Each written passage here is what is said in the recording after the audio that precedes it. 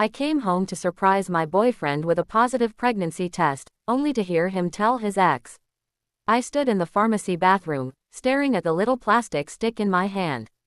My heart was pounding so hard I thought it might break out of my chest. 2 pink lines. Positive. I blinked once, then again, tears welling in my eyes as the realization sank in. I was pregnant. 1,000 thoughts raced through my mind.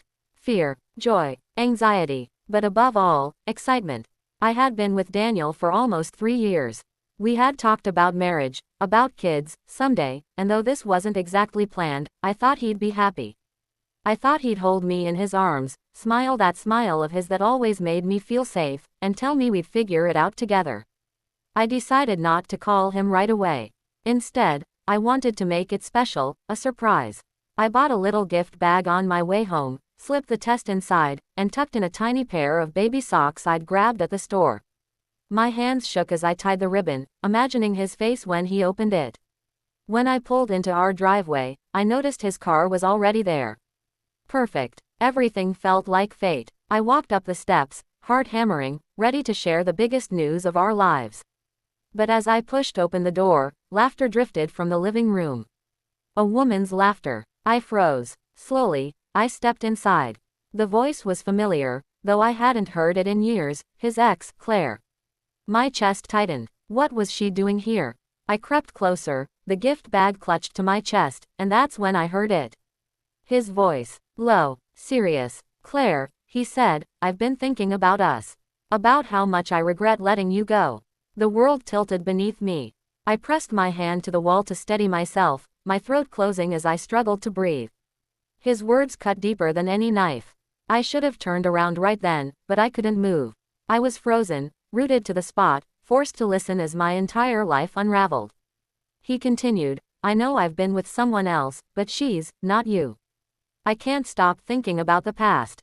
About us. Claire's soft voice answered, Daniel, are you saying you still love me? I never stopped, he whispered. The gift bag slipped from my fingers, landing on the hardwood floor with a soft thud.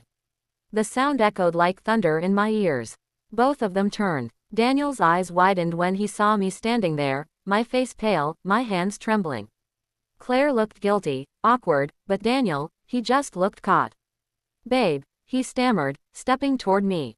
This isn't what it looks like. I laughed bitterly, though tears were already streaming down my face. Really, because it looks exactly like what it sounds like. You telling your ex you still love her while I was on my way home to tell you we're having a baby. Silence. His jaw dropped. Claire's hand flew to her mouth. You're pregnant, he whispered. Yes, I choked out.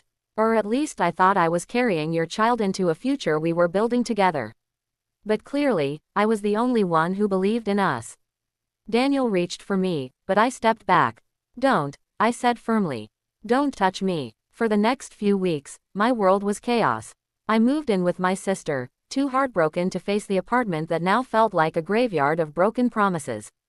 I thought Daniel would fight for us, but instead, he slipped further away. I'd see his posts online with Claire, smiling as though the last 3 years of my life had never happened. It shattered me. Pregnancy hormones only made it worse. I was nauseous, exhausted, and constantly crying. But one night, as I sat with my sister, she took my hands and said, You can't let this break you. That baby needs your strength. And you deserve more than a man who runs back to his ex the second life gets hard. Her words sparked something in me. A fire I thought had gone out. I decided to stop mourning the life I thought I'd have and start building the one I wanted. For me, for my baby, I threw myself into preparing. Doctor's appointments, prenatal classes, even decorating a tiny nursery in my sister's spare room. Slowly, I started to heal. Months later, Daniel showed up at my door. He looked rough, like he hadn't been sleeping. Claire, it turned out, had gotten back with him only to leave again. Apparently, she just wanted closure, not a future. He stood there, begging for forgiveness, saying he'd made a mistake. I looked at him, really looked at him. This man who once made me feel safe, now nothing more than a reminder of betrayal. My hand instinctively went to my growing belly, and I realized something. I didn't need him. I never did. Daniel, I said quietly, I don't hate you. But I can't trust you. And trust is everything. He tried to argue, but I closed the door. For the first time in months, I felt peace. The day I gave birth, my sister held my hand, tears streaming down her face as she whispered encouragement. When they placed my daughter in my arms, I knew every heartbreak, every sleepless night, every tear was worth it. She looked up at me with big curious eyes, and in that moment, I realized I hadn't lost everything. I had gained the most important thing of all. Love. Pure, unconditional love. Life didn't go as planned. The man I thought I'd spend forever with turned out to be temporary. But my daughter, she was permanent. She was mine, and she became my reason to rise above the pain. If there's one thing I learned, it's this: sometimes life breaks us apart so it can rebuild us stronger. Sometimes the people we think are our forever are only chapters. And sometimes, heartbreak is the very thing that leads us to our greatest blessing. And as I held my baby close, I whispered a promise: you and me, sweetheart.